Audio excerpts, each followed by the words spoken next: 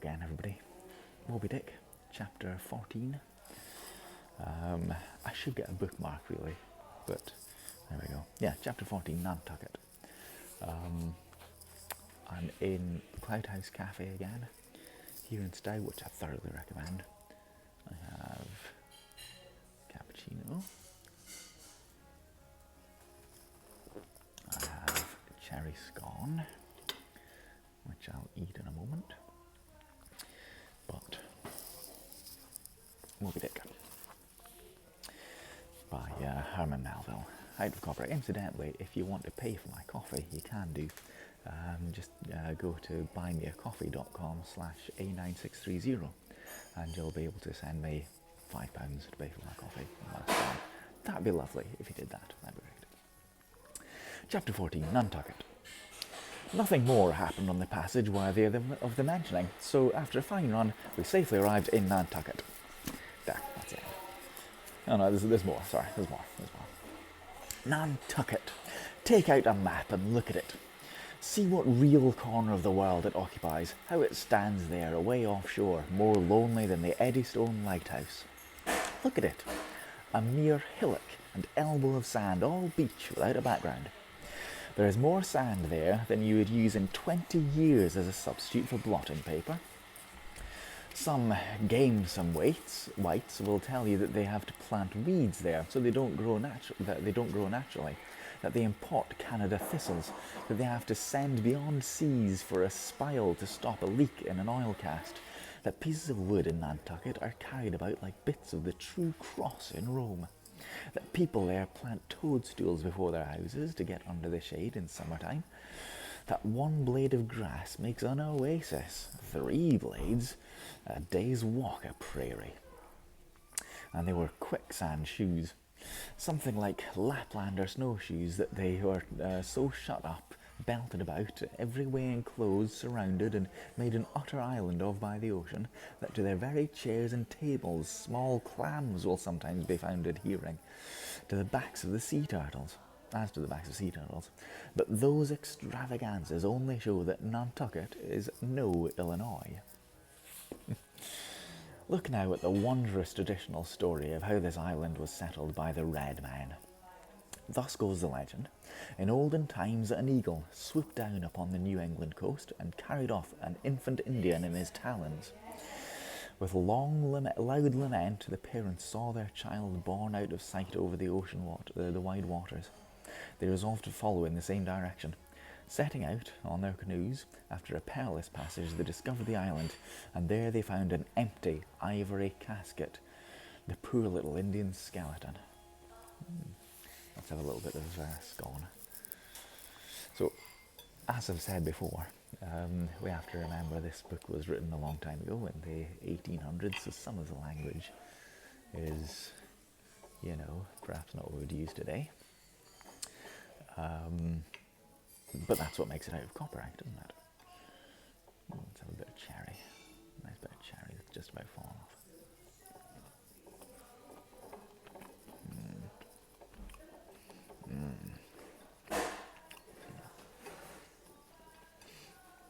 Good glassy cherry.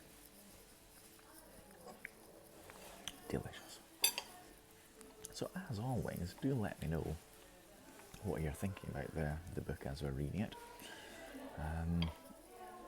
I'm always interested in what you have to say about it and what your thoughts are. So just comment in the comment section, that'd be lovely. It's gone.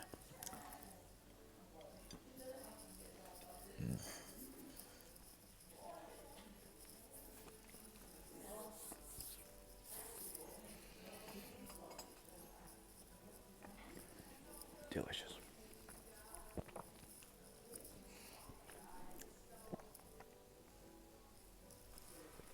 Definitely recommend this place. What wonder then that those Nantucketers, that's a good word, born on a beach, should take to the sea for a livelihood.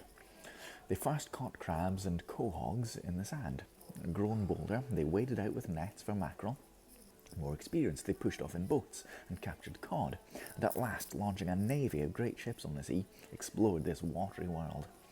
Put an incessant belt of circumnavigations around it, peeped in at Behring's Straits, and in all seasons and all oceans declared everlasting war with the mightiest animated mass that has survived the flood, most monstrous and most mountainous. That Himalayan sea salt mastodon, clothed with such portentousness of unconscious power, that his very panics are more to be dreaded than his most fearless and malicious assaults. It's a good paragraph, that. And they have these naked Nantucketers, these sea hermits, issuing from their anthill in the sea, overrun and conquering the watery world like so many Alexanders, parcelling out among them the Atlantic, Pacific, and Indian Oceans as to 3 pirate powers. Did Poland let America add Mexico to Texas and pile Cuba upon Canada, let the English overswarm all India and hang out their blazing banner from the sun, 2/3 of this terra-querus globe are the Nantucketers. For the sea is his, he owns it. As emperors own empires, other seamen having but a right of way through it. Merchant ships are but extension bridges, armed ones but floating forts, even pirates and privateers, though following the sea as highwaymen the road, they but plunder other ships, other fragments of the land like themselves, without seeking to draw their living from the bottomless deep itself. The Nantucketer, he alone resides and riots on the sea. He alone, in Bible language, goes down to it in ships, to and fro ploughing it as his own special plantation. There is his home. There lies his business, which a Noah's flood would not interrupt, though it overwhelmed all the millions in China. He lives on the sea as prairie cocks in the prairie.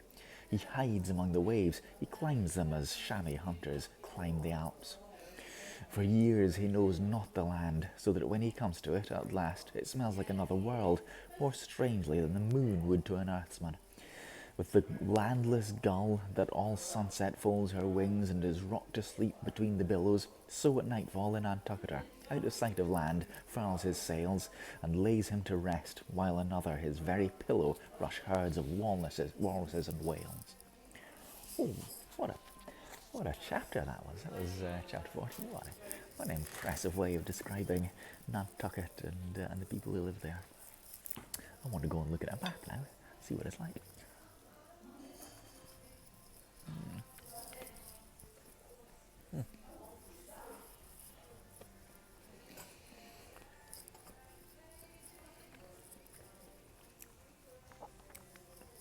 Lovely.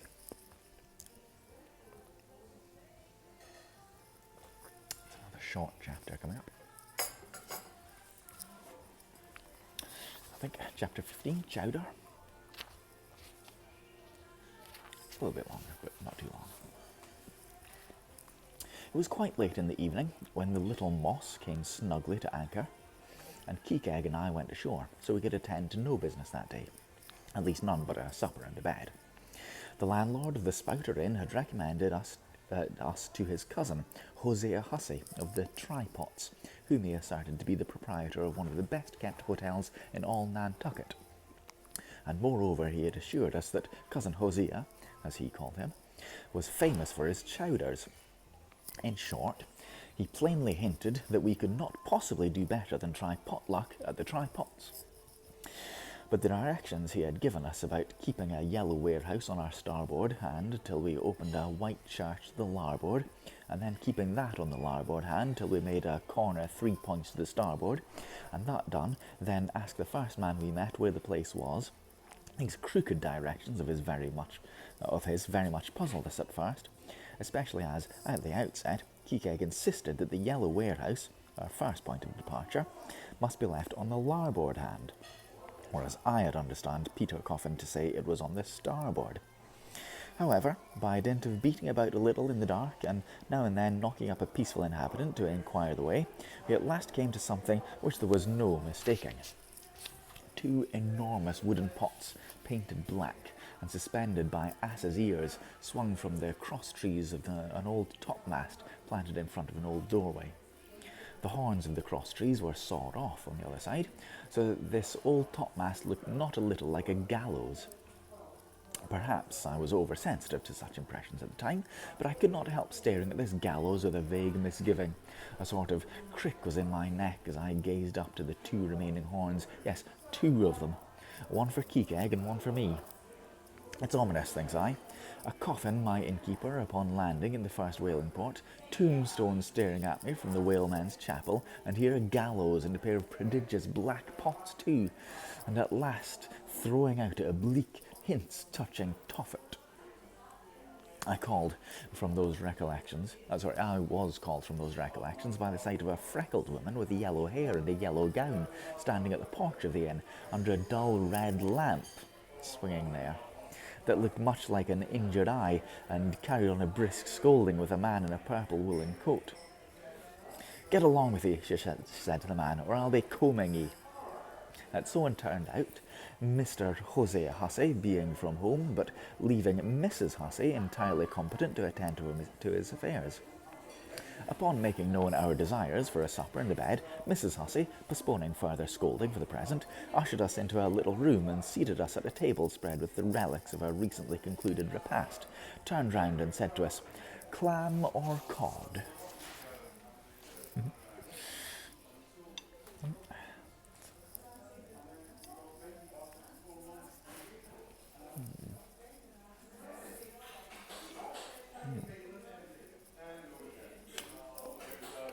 There's a good bit of jam there. Strawberry jam. Very nice. This place is right on the A7, which is a major road through the south of Scotland. So you get a lot of cyclists coming in here when the weather's nice. Just saying, you might be interested. "Come on, Keekeg," said I. "All right, no, hang on, I missed that. Right, clam or cod, yes." "What's that about cods, ma'am?" said I with much politeness. "Clam or cod," she repeated. "A clam for supper? A cold clam? Is that what you mean, Mrs. Hussey?" says I. "But that's a rather cold and clammy reception in the winter time, isn't it, Mrs. Hussey?" But being in a great hurry to resume scolding the man in the purple shirt who was waiting for her in the entry, she seemed to hear nothing but the word clam. Mrs. Hussey hurried towards an open door leading to the kitchen, and bawling out "Clam for 2," disappeared. "Keekeg," said I, "do you think that we can make out a supper for both of us on 1 clam?" However, a warm, savoury steam from the kitchen served to belie the apparently cheerless prospect before us. But when that smoking chowder came in, the mystery was delightfully explained. "Oh, sweet friends, hearken to me. It was made of a small, juicy clams, scarcely bigger than hazelnuts, mixed with pounded ship biscuits and salted pork cut up into little flakes, the whole enriched with butter and plentifully seasoned with salt and pepper."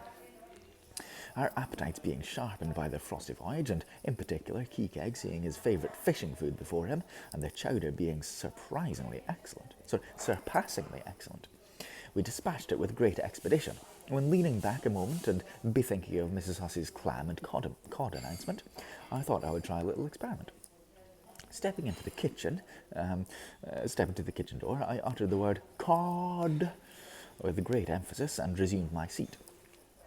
In a few moments the savoury steam came forth again, but with a different flavour, and in good time a fine cod chowder was placed before us. We resumed business, and while playing our spoons in the bowl, thinks to myself, I wonder now if this here has any effect on the head. What's the Stultvine saying about chowder-headed people? But look, Keekeg, ain't that a live eel in your bowl? Where's your harpoon? I think I'll have some scone. I quite fancy some clam chowder. I wonder if they could do it here. Shall I ask if they do clam chowder or cod chowder at the Cloud House?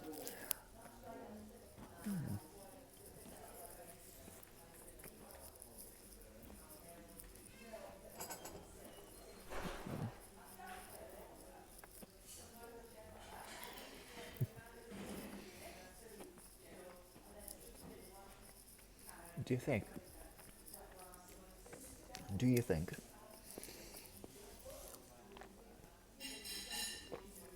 go downstairs, poke my head into the kitchen, and shout, "Clam!" and see what happens.